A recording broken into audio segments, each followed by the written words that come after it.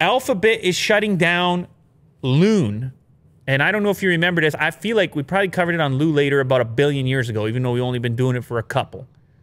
And this was the hot air balloons carrying internet to remote places. Oh, right. Which now sounds really low tech next to what Elon's doing with the satellite, Starlink.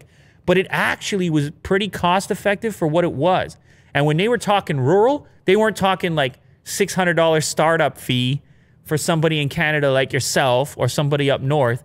They were talking about really underserviced locations. Like they went to places in Kenya and actually were providing a lot of connectivity for people with these balloons floating around.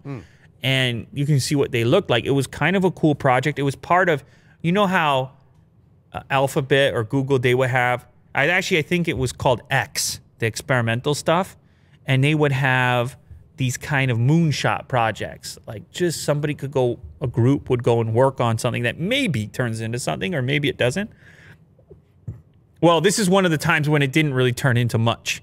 There was not enough adoption, I guess, or they weren't happy with what they were able to accomplish completely. Even though you can see that in Kenya, they had 35 balloons and they covered a 50,000 square kilometer area, providing, they also were able to provide internet to places that had hurricane, different types of natural disasters. You can imagine the grid goes down with the flood. Launched a couple balloons. Couple balloons come, everybody's phones come back on and they can communicate real quick, assuming they have some battery life in there. But it is some cool technology. It's kind of like some new technology and old technology together, but it's not going to work anymore. They're going to shut it down and move on to the next moonshot by the looks of it.